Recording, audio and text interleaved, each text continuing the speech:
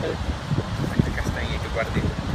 Olá, gente. A gente teve uns probleminhas técnicos mais cedo. A gente sofreu um boicote, provavelmente, do comunismo. Da Anatel. Da Anatel. Voltando agora, vamos voltar para o início, para quem não viu. Como está aqui saboreando uma castanha 100% desregulada pelo Estado. E ele está muito feliz. Como é que está a sensação? A sensação aqui é maravilhosa, sol da Bahia, praia bonita, minha amiga bonita. E essa castanha maravilhosa que eu comprei sem nenhuma regulação do Estado, comprei da baiana que vendia ela carregando na cabeça, equilibrando ali. Mas Pena que tem imposto, né? pena que tem imposto. Mas dá pra sonegar um pouquinho, né? Paguei dinheiro ali. O ideal seria em bitcoins. Mas enquanto nós tivemos o problema técnico, eu comi quase que o saco inteiro, né? Então só sobrou essa que eu guardei pra mostrar. Agora ela vai embora também. Pronto, pode comer daí. Então, como vocês sabem, ontem o Kogo esteve na UFBA, né, o comunismo da Bahia, para falar sobre a crise de 29. Aquela crise que foi causada pelo capitalismo malvadão das pessoas, né? Como é que foi isso? Me explica como é que foi. Foi causada pelos burgueses, machistas, carrocratas, comedores de carne. Então, a palestra foi justamente para desmistificar essa ideia de que foi culpa do capitalismo. Ele falou que tem uma resposta rápida, então eu vou pedir para ele explicar rapidamente por que não foi culpa do capitalismo a crise de 29. Bom, primeiro, obrigado pela live, obrigado pela organização, pela hospitalidade baiana que vocês me ofereceram aqui. A crise de 29 é um dos temas mais controversos que existem em economia, caso você não saiba a teoria austríaca dos ciclos econômicos. Depois de saber a teoria austríaca dos ciclos econômicos, tudo fica claro e ela é irrefutável. Então, nas escolas, vocês vão aprender que a culpa da crise é da ganância dos capitalistas, ou porque houve superprodução, subconsumo, ou porque esses ciclos são inerentes ao capitalismo. Até o Schumpeter, que se diz capitalista, fala que isso é uma crise inerente ao capitalismo. Mas, à luz da sólida ciência econômica, nós vemos que tudo começa quando o governo expande o crédito sem respaldo e poupança. Como que o governo faz isso? Principalmente com o Banco Central, ajudando os bancos comerciais a financiar a dívida do governo. Através de operações de mercado aberto, Open Market Operation, o Banco Central compra os títulos, ajuda os bancos a vender títulos para o governo. O governo então se financia e os bancos colocam dígitos no seu passivo, que representam os depósitos do governo. Se alguém vai tomar um empréstimo no banco, mesma coisa.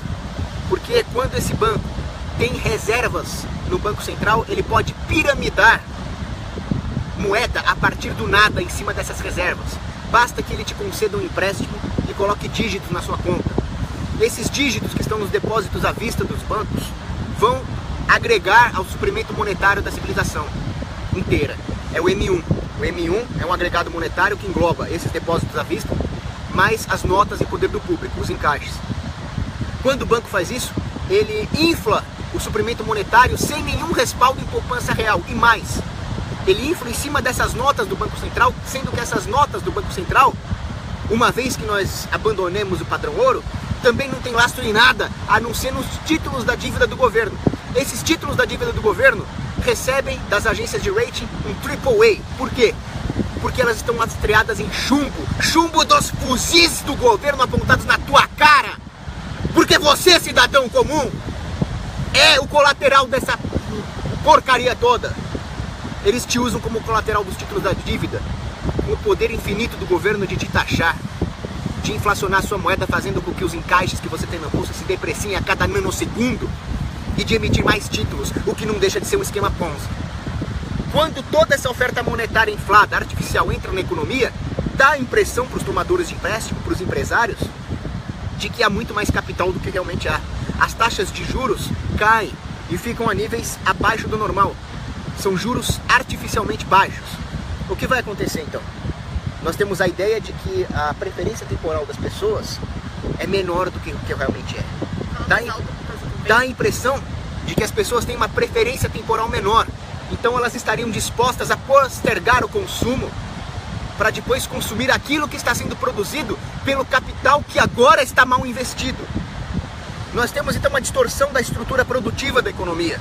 Os bens de capital que estavam sendo alocados nas ordens inferiores da economia passam para as ordens superiores. Então há uma bolha imobiliária, há uma bolha no setor de capital, de mineração, por exemplo. E é claro que os papéis, as ações dessas empresas que agora estão sobrecapitalizadas também vão inflar. Vai haver então uma bolha dentro do mercado de ações, do mercado financeiro, do calm money market. Então as ações vão subir.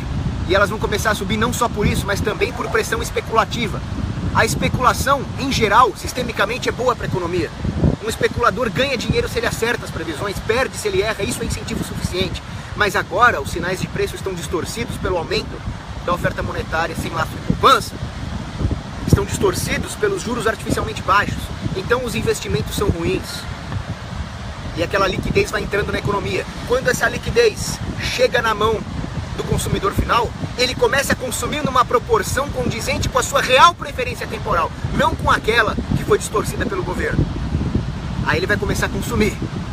E nisso ficará claro que há menos capital investido em bens de consumo do que deveria, e que aquele capital que foi deslocado para as ordens superiores, alongando artificialmente a estrutura de produção, está mal investido.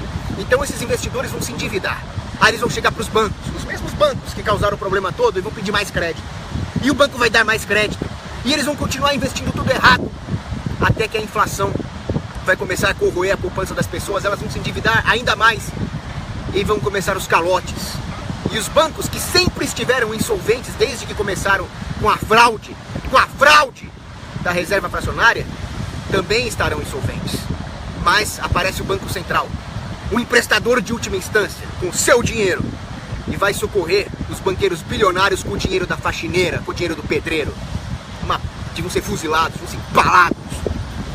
E assim vai começar o ciclo, a recessão. A recessão é um período de correção saudável da economia. É uma fase onde as pessoas vão ter uma corrida por liquidez, vão vender os seus ativos ilíquidos para restaurar a sua poupança e saldar a dívida. Então nessa fase, é claro, os preços vão cair, os juros vão subir, refletindo a escassez de verdadeiro capital bem investido. Isso é necessário para que a poupança se recupere. Desemprego? Claro que vai haver desemprego, é um desemprego friccional. É um passando aí atrás.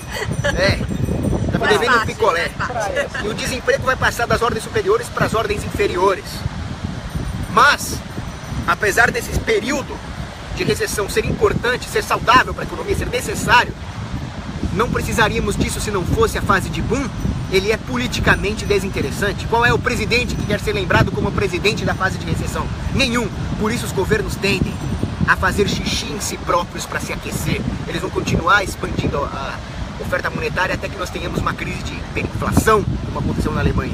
Então o ciclo se dá por causa do conluio fascista entre este cartel de bancos praticando reserva fracionária, o governo se endividando e o Banco Central, que é uma máquina legalizada de falsificadores que deviam ser todos empalados vivos.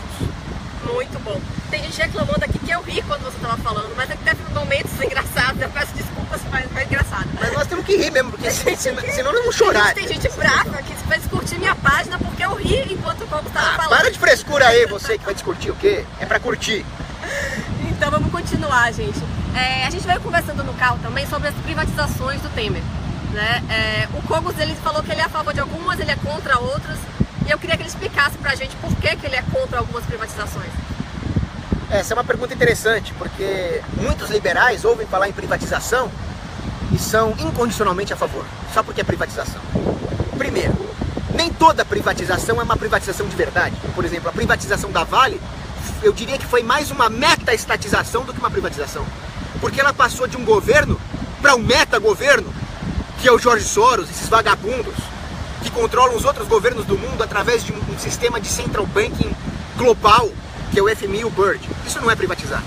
Agora, mesmo que eles privatizem de verdade, façam um leilão para os empresários que comprarem com a sua própria poupança, mesmo assim, nem todos os bens deveriam ser, nem todos os setores deveriam ser privatizados. Por quê? Porque nem todos os setores são honestos. Então, quando se fala de setores que são intrinsecamente bons para a sociedade, como por exemplo o setor de saúde, saúde é bom, médico é bom, hospital é bom. Então o setor de saúde deve ser privatizado. A população deve ter o direito de viver num ambiente de livre concorrência no setor de saúde. Mas quando nós falamos, por exemplo, de Casa da Moeda, é diferente. Porque a Casa da Moeda, uma vez que não exista o padrão ouro e uma vez que haja uma legalização por parte do governo da reserva fracionária, a Casa da Moeda é uma casa de falsificação de moedas. privatizar significa aumentar a eficiência. Eu não quero que uma casa de falsificação seja eficiente. Eu quero que ela seja ineficiente. Ah, mas aí o governo vai cortar gastos. O governo nunca vai compensar um corte de gastos com corte de impostos, não é assim que o governo funciona. O governo só vai alocar a sua arrecadação para outras atividades. Mas o Trump lá nos Estados Unidos, ele não cortou impostos? O Trump cortou impostos por causa de uma flutuação do próprio governo. Pode haver uma flutuação porque sai um presidente, entra outro, claro que não dá para controlar tudo. Então há uma flutuação temporária de impostos, mas vai voltar a subir. Se você pegar o gráfico da arrecadação federal americana, ele não é uma linha assim, mas ele é uma linha assim. Ele vai subindo com algumas quedas no meio. Mas na Nova Zelândia, lá nos anos 80, chegou um momento que o imposto de renda era de 66%. E quando o negócio parou, o país não ia mais para lugar nenhum, eles cortaram pela metade o imposto de renda. Então, assim, até hoje, já tem mais de 30 anos eles continuam com o imposto baixo. Então, você acha que vai subir de novo? Como é que vai subir de novo. Enquanto existir governo e democracia, vai subir de novo. A democracia não tende à liberdade. Agora, corte de impostos é sempre bom. Felipe quer vir fazer uma pergunta. Vem cá, Felipe. Vem cá. Vem cá. Pergunta. Vem aqui. Vem cá. Ele é tímido, gente. Vem E cá. isenção de impostos é sempre bom. Esse aqui é o Felipe. Felipe foi o que organizou a palestra na UFBA ontem. Salva de palmas para o Felipe. Ontem, durante... Fala mais alto por causa do vento.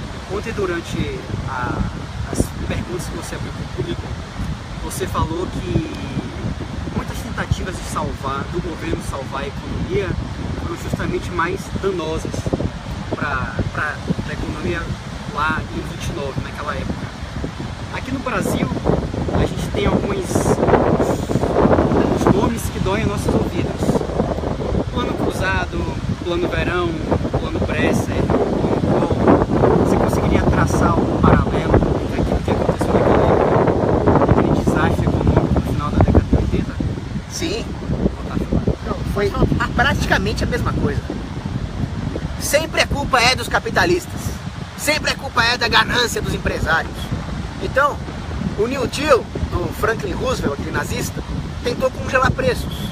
A pior coisa que você pode fazer é congelar preços, porque afinal a própria crise começa com o controle governamental do preço mais importante da economia, que é a taxa de juros, que coordena investimento e poupança.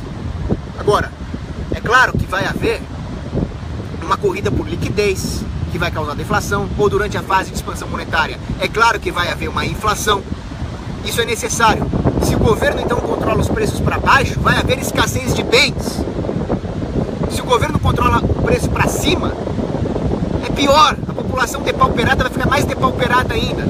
E isso aconteceu tanto no New Deal quanto com esse monte de planos desses bandidos, Sarney, Collor.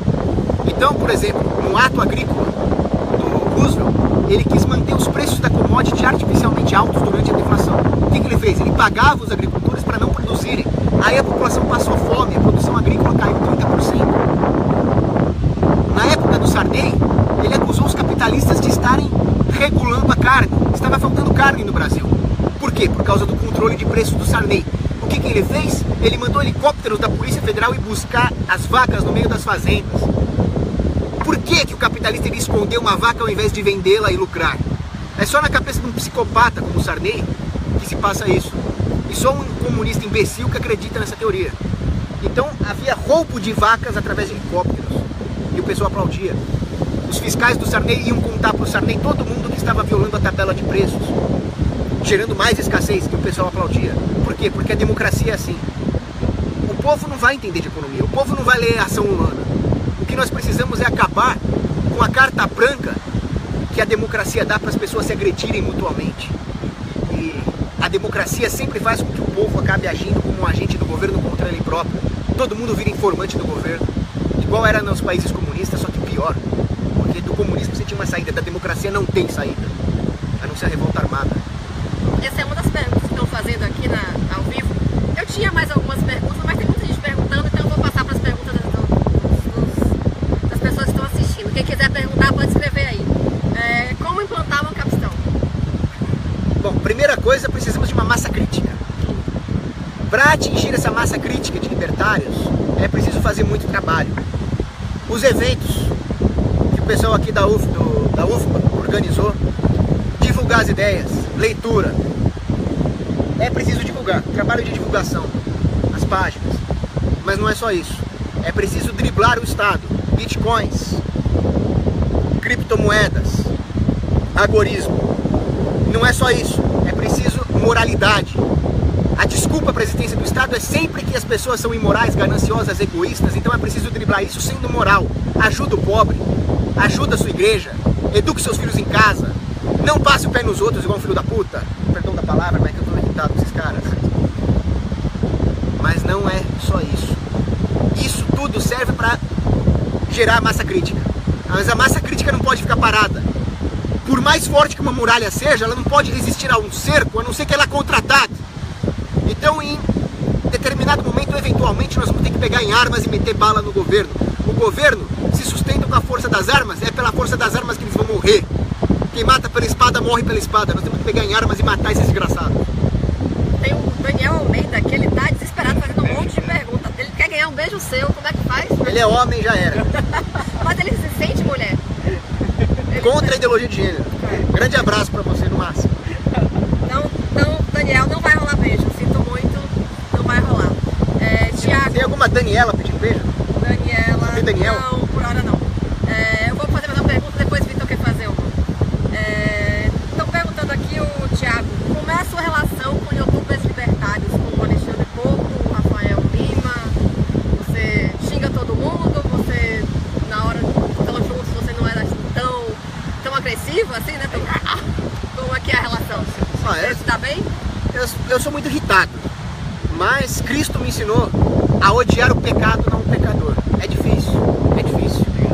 Mas o fato é o seguinte, existem youtubers libertários que fazem um bom serviço de divulgação, fazem vários vídeos, atraem muita gente, mas nós nunca podemos trair os princípios para agradar ninguém. O nosso comprometimento deve ser com a verdade dos fatos. Não distorçam a verdade e os fatos para agradar, para ter público. Não estou acusando ninguém de fazer isso, eu estou falando que isso deve ser um imperativo moral irrevogável e inegociável. São João Paulo II falava, vamos falar a verdade nem que voltemos a ser apenas 12, como eram os apóstolos. Então são todos ditosos esquerdistas. Se eles traírem os princípios, são ditosos esquerdistas, estão ao serviço do mal. O gradualismo está a serviço do mal. Eu estou a serviço do mal. Vou rezar por você. Vitor quer fazer uma pergunta. Entrando ainda nessa questão de agorismo, gradualismo, você citou isso e, óbvio, quando você é um agorista, existem pontos que, como você falou, vamos voltar a ser 12, até que ponto talvez você considera que seja melhor ser um pouco mais calmo, um pouco mais gradualista, pelo menos para trazer as pessoas um pouco mais pro seu lado e quem sabe no futuro convertê-los pro agorismo? O que você acha que você deixa de conquistar sendo um agorista e não um gradualista? É preciso ser diplomático, muitas vezes, eu concordo. O Eric Cantwell, ele escreveu um artigo dizendo 10 razões pelas quais os libertários podem não ser muito simpáticos para você. E eu não sou a melhor pessoa para falar em simpatia e diplomacia. Eu me irrito, eu xingo, me arrependo. Ontem eu conheci uma menina poliana que falou que eu xinguei ela feio no Facebook, conheci ela pessoalmente, ela foi muito agradável comigo, até pedi desculpa. Eu não sou a melhor pessoa para isso. Mas é preciso tentar ser diplomático, sim. Na teoria eu posso dizer isso. Mas você não pode trair a verdade. Se um cara chegar para você e falar, bom, mas como é que resolve o problema do Banco Central? Como é que o Banco Central poderia ser melhor? A resposta é jogando uma bomba nesses desgraçados. Não tem outra resposta. Você pode falar isso de maneira mais diplomática. Olha, deveríamos abolir o Banco Central. O ideal seria que ele não existisse. Você não precisa falar, precisamos bombardear esses filhos da puta. Mas você precisa passar a ideia verdadeira para a pessoa de que o Banco Central deve ser abolido. E não existe Banco Central austríaco, assim como não existe bordel católico. Então, é falar a verdade a respeito das ideias. Pode ser que em algum momento nós precisemos enganar alguém, enganar um membro do Estado que queira nos capturar. Nesse caso, você vai tentar sair pela tangente, mas você nunca vai trair o ideal. Você pode omitir, mas não mentir. Você pode mentir para o inimigo, mas não para quem você está querendo converter. E assim por diante. Entendi.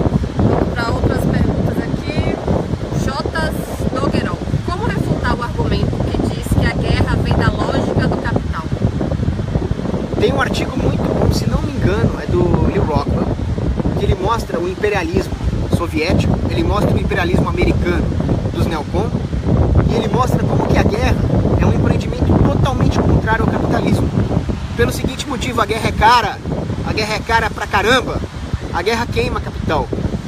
E se alguém tiver que investir os próprios recursos numa guerra, ele só vai levar a guerra a cabo em último caso, se realmente o inimigo estiver batendo aos portões e a única saída for se defender. Agora, procurar guerras é uma coisa que só pode ser feita com duas condições. Uma é se você pode socializar os custos da sua guerra, através da inflação, através dos impostos. Essa foi a principal motivação histórica para o debasement monetário. Os governos se financiam tirando o valor da moeda, através de senhoriagem, por exemplo. Essa é a principal causa da inflação. O paper money começou por causa de uma guerra entre Massachusetts e Quebec, britânicos e franceses. O segundo motivo, e esse é o mais assustador, e esse vai pegar os conservadores estatistas de jeito, é se existe um incentivo. Bolsonaro! Eles mesmos. Bem lembrado, muito bem lembrado. Esses Bolsonaro o motivo é o seguinte: a ideia da existência do Estado significa a ideia de um monopólio da segurança e da justiça. Alguém que tem um monopólio da segurança e da justiça tem um monopólio do que ele quiser. Uma vez que existe esse Estado, a sociedade deixa de ser uma sociedade de interações subsidiárias entre as pessoas e passa a ser uma fazenda humana. Quanto mais terras e pessoas eu controlar, mais eu posso expandir esse mesmo monopólio. Então eu tenho incentivos para invadir outras localidades. Com a ideia anarcocapitalista, as sociedades passam a ser sociedades de verdade, pautadas pela família. O poder do paterfamilias supera o poder de qualquer elite natural, caso haja um arcabouço anarcocapitalista. Então uma invasão vai ser muito mal vista, vai ser muito mal-vinda, vai ser recebida a balas. Não vai ser lucrativo invadir outro território. Mas se existe um Estado, você se estabelece como um Estado a partir da invasão. Você não precisa destruir o povo inteiro, basta destruir o centro de gravidade do poder político. E há um incentivo para as guerras. Então, o capitalismo é avesso às guerras, o socialismo é a favor das guerras. E pior, ele é a favor de tirar o direito das pessoas se defenderem contra invasores, como a União Europeia está tirando o direito dos europeus de se defenderem contra esses bandidos, desses maometanos kebabs que estão entrando lá. Tem uma pergunta aqui pesada. O Alexandre pergunta o que você acha de Ciro Gomes presidente. O que você acha de Lee Oswald numa torrezinha perto do Ciro Gomes? É isso que eu acho. O outro perguntando, Dória ou Bolsonaro? Dória ou Bolsonaro? Posso mergulhar no mar e aparecer? Daqui a pouco, mais umas duas perguntinhas pra gente. Eu não voto. Não vou votar em ninguém. Pode Mas ser. quem seria menos pior? Nem na Priscila? Por isso que não podem deixar a moça bonita se candidatar, porque dá problema. Não, é o seguinte, se tivesse a Rainha Cristina contra o Hitler, eu não votaria em ninguém. Eu ia torcer pra Rainha Cristina, obviamente. Agora, Bolsonaro sempre tem um menos pior, então a Rainha Cristina é menos pior. Bolsonaro e Dória, é o seguinte, o principal é nós termos arma pra matar bandido. E bandido bom é bandido morto, ok? Você não quer ir pra presídio se você não roubar e não estuprar, tá ok? Mas que o Bolsonaro não vale nada, ele também não vale. Você falou aí dos islâmicos, mas qual é a sua posição com relação à migração? Porque no Afeganistão não ia ter o governo para impedir os islâmicos de entrarem. Como é que seria isso? Uma justiça privada? Ou a segurança privada ia dar conta, será? Então, Por que as pessoas iriam se arriscar a lutar contra os islâmicos? No caso da ausência de governo, tudo seria propriedade privada. Você está muito mais seguro andando com esse celular na mão no shopping do que na rua, porque o shopping é propriedade privada. Então tem uma segurança melhor. As pessoas teriam então o direito de discriminar quem entra e quem não entra na sua propriedade. E é claro que o valor dos seguros, por exemplo, seria muito mais alto para um lugar que permite os muçulmanos. As seguradoras trabalham com isso. Como é que você vai fazer então com os seguros numa sociedade onde existem pessoas cuja religião manda matar infiéis? Então, sem o Estado, quem é que te proibiria de discriminar esses caras?